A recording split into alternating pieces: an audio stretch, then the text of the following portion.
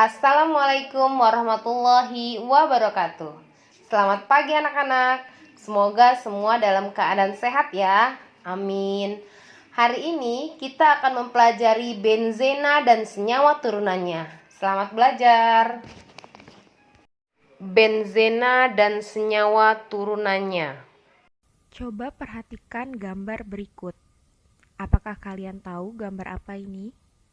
Ya benar, ini adalah gambar dari bahan peledak atau TNT. Pernahkah kalian mendengar nama bahan peledak TNT? Senyawa apakah yang menyusun bahan peledak TNT? Nah, kalian lihat, ini adalah rumus struktur dari senyawa turunan benzena TNT atau trinitrotoluena. Selain itu, senyawa turunan benzena yang tidak asing dalam kehidupan sehari-hari adalah senyawa yang terkandung dalam wipol. Pasti di rumahnya ada yang punya wipol ya, atau menggunakan wipol. Nah, wipol ini adalah bahan kimia pembersih lantai dan juga bisa menghilangkan bau di kamar mandi. Nah, tahukah kalian senyawa turunan benzena apa terkandung dalam wipol? Ini adalah senyawa benzena yang terkandung dalam wipol. Benzena termasuk senyawa siklik. Ada yang tahu apa itu senyawa siklik? Senyawa siklik adalah senyawa yang mengandung rantai karbon tertutup atau melingkar. Nah, senyawa benzena disebut juga senyawa aromatik. Karena golongan senyawa ini kebanyakan mempunyai aroma yang khas, meskipun ada senyawa golongan ini yang tidak mempunyai aroma. Nah, istilah aromatik ini lebih dikaitkan dengan struktur dan sifat-sifat khas tertentu dari golongan senyawa benzena. Coba kalian perhatikan rumus struktur berikut. Di rumus struktur ini terdapat 6 atom karbon C yang terbentuk secara tertutup atau melingkar. Jadi rantai karbonnya ini terbentuk secara tertutup ya. Nah, coba kalian lihat lagi. Ada C yang ikatannya tunggal, ada yang ikatannya rangkap 2. Ada 3 rangkap 2 dan ada 3 yang tunggal. Ini merupakan struktur dari benzena. Berdasarkan hasil analisis, ikatan rangkap 2 karbon-karbon pada benzena tidak terlokalisasi pada karbon tertentu, melainkan dapat berpindah-pindah. Jadi ikatan rangkapnya ini bisa berpindah-pindah. Nah, perpindahan ini disebut resonansi. Adanya resonansi pada benzena menyebabkan ikatan pada benzena menjadi stabil, sehingga ikatan rangkapnya itu tidak dapat diadisi oleh air brom.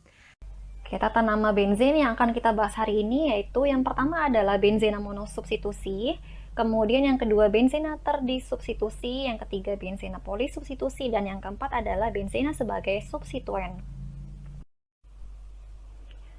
Oke, yang pertama kali kita bahas yaitu penamaan benzena monosubstitusi ya. Artinya pada benzena ini hanya memiliki satu jenis substituen saja.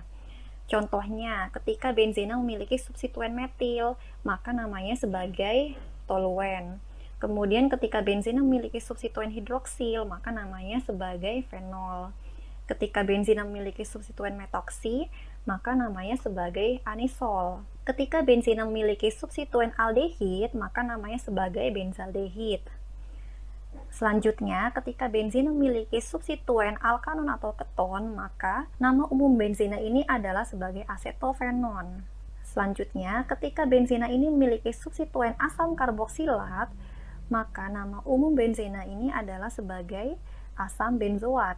Oke, untuk struktur yang bawah, ini merupakan substituen asam sulfonat ya, SO3H. Nah, untuk jenis benzena ini, nama umumnya yaitu asam benzena sulfonat. Untuk jenis substituen amin, maka nama umum benzenanya adalah anilin.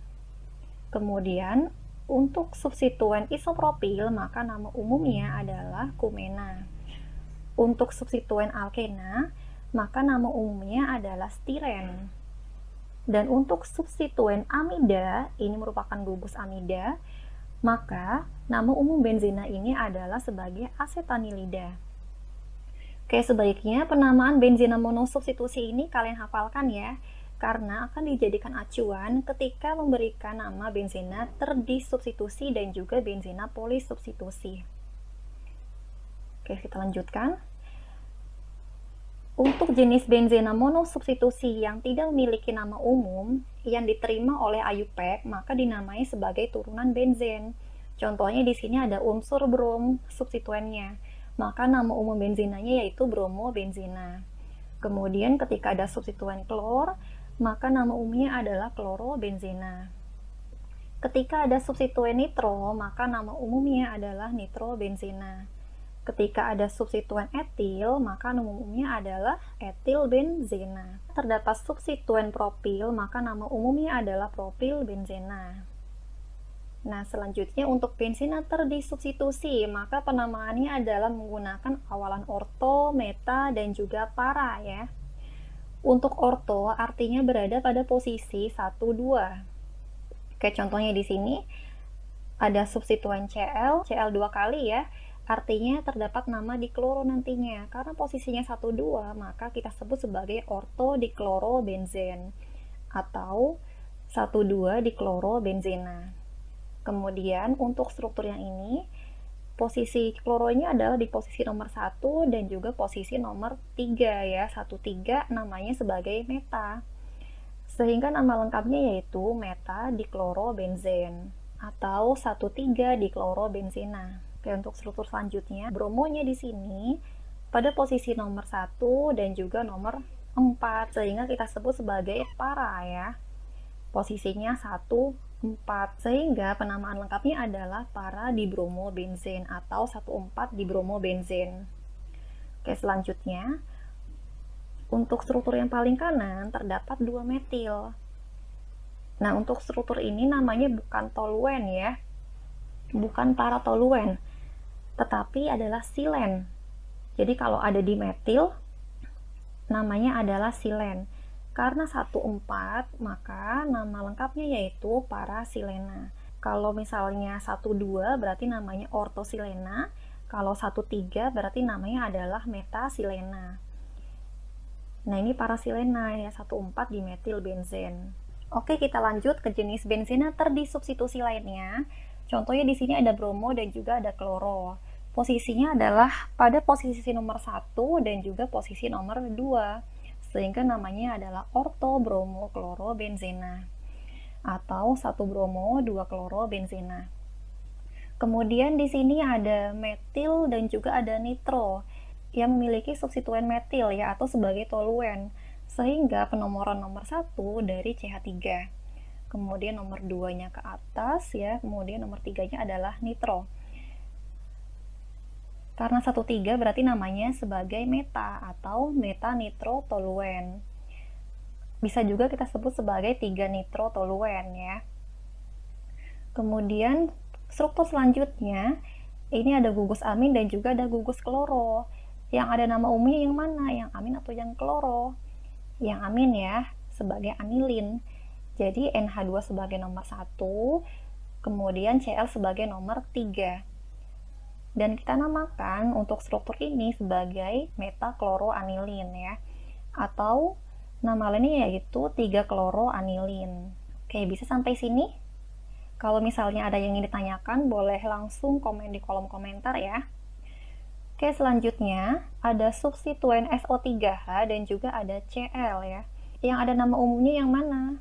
Yang ada nama umumnya adalah SO3H sebagai asam benzena sulfonat. Jadi ini nomor 1, kemudian Cl-nya menjadi nomor 4. Kemudian kalau 1, 4 namanya orto, meta, atau para. 1, 4 namanya adalah para ya. Sehingga nama lengkapnya yaitu asam para klorobenzena sulfonat ya. Jadi penamaan asam ini selalu berada di depan. Atau kita sebut juga sebagai asam 4 klorobenzena sulfonat. Oke, kita lanjutkan. Nah, selanjutnya ini merupakan jenis benzena terdisubstitusi lainnya. Untuk senyawa ini ada substituen asam karboksilat, kemudian ada juga substituen hidroksil. Jadi kita pakai yang mana nih untuk acuannya? apakah yang asam karboksilat atau yang hidroksil. Kalau yang asam karboksilat maka kita sebut sebagai asam benzoat. Sedangkan kalau yang hidroksil maka nama benzenanya adalah fenol ya. Nah, untuk jenis benzena seperti ini yang memiliki dua nama umum, maka kita harus menggunakan gugus prioritas. Nah, ini gugus prioritasnya, semakin ke atas maka prioritasnya akan semakin meningkat ya. Jadi di sini ada asam karboksilat yang pertama, kemudian yang kedua ada asam sulfonat, yang ketiga adalah ester, kemudian ini ada COX, ini merupakan halida asam ya, X-nya ini halida, kemudian ada CONR2 ini merupakan amida. Selanjutnya Cr ini merupakan nitril, CH itu aldehid, kemudian CO itu keton, OH hidroksil, NH2 amin, kemudian R itu alkil ya, bisa berupa CH3, C2H5, C3H7 dan seterusnya. Kemudian ada nitro, dan yang terakhir ada X. X ini merupakan golongan 7A ya, atau golongan halogen. Ada fluor, kemudian Cl, Br, I. Ya. Jadi untuk golongan halogen memiliki prioritas yang paling rendah. Nah, antara asam karboksilat dengan hidroksil yang paling tinggi, prioritasnya yang mana? Asam karboksilat atau yang hidroksil? Ternyata yang lebih tinggi adalah yang asam karboksilat ya. Sehingga untuk COH menjadi nomor 1, kemudian OH-nya menjadi nomor 2. Kemudian karena terdapat dua substituen, maka kita bisa menggunakan nama orto, meta, dan para. Kalau 1,2 maka namanya adalah orto ya, sehingga nama lengkapnya asam orto hidroksi benzoat. Atau bisa kita sebut juga sebagai asam 2-hidroksi benzoat ya. Jadi untuk asam itu selalu di depan. Selanjutnya, untuk struktur ini ada metil dan juga ada NH2. Kalau metil dengan benzen, maka kita sebut sebagai toluen. Kemudian kalau amin dengan benzen, maka kita sebut sebagai anilin ya. Nah, dari sini kita lihat yang mana yang prioritasnya lebih tinggi, yang substituen metil atau yang substituen amin. Kita lihat di sini, ternyata yang prioritas lebih tinggi adalah substituen amin ya. Kalau R kan di bawahnya amin ya, R atau alkil. Sehingga untuk amin ini adalah nomor 1, kemudian ini nomor 2, dan metil nomor 3. Karena posisinya 1, 3, maka kita sebut sebagai meta ya. Meta metil anilin. Dan dapat juga kita sebut sebagai 3 metil anilin. Oke, jadi gampang ya. Yang penting ketika terdapat dua gugus atau substituen yang memiliki nama umum, maka kita harus cari tahu dulu yang prioritasnya lebih tinggi itu yang mana. Maka itulah yang dijadikan sebagai nomor 1. Oke, bisa ya?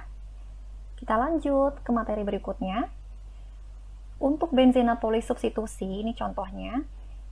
Nah, untuk benzena jenis ini, maka tidak lagi menggunakan awalan orto, meta, dan juga para ya, tetapi menggunakan penomoran. Di sini ada nitro, ada kloro, dan juga ada amin.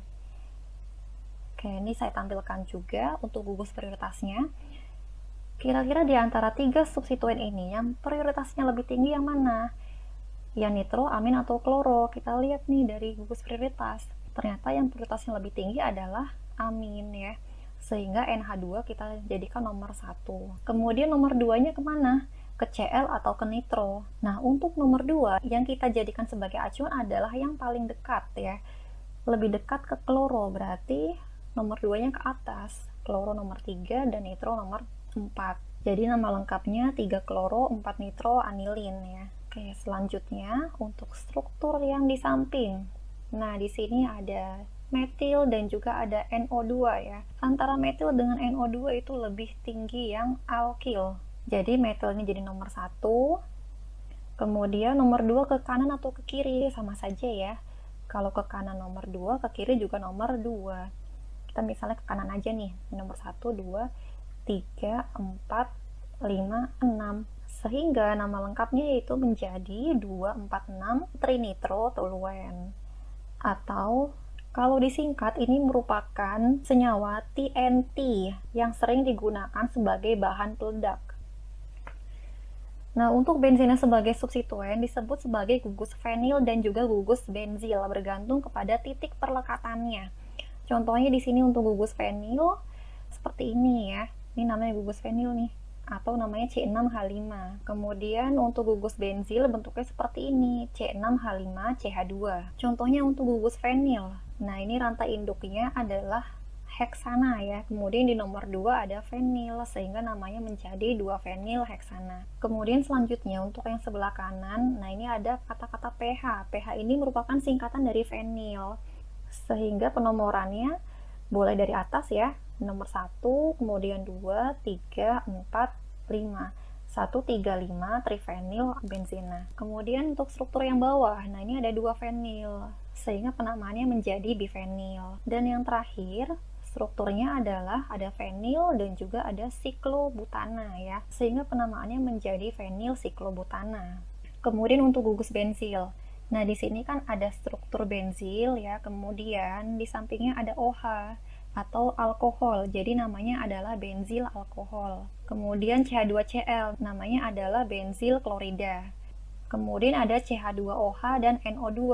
Nah, ini nomor 1, nomor 2, nomor 3, sehingga namanya menjadi metanitrobenzil alkohol ya. Terima kasih untuk pembelajaran hari ini. Semoga kalian diberikan kemudahan dalam memahami materi hari ini. Wassalamualaikum warahmatullahi wabarakatuh.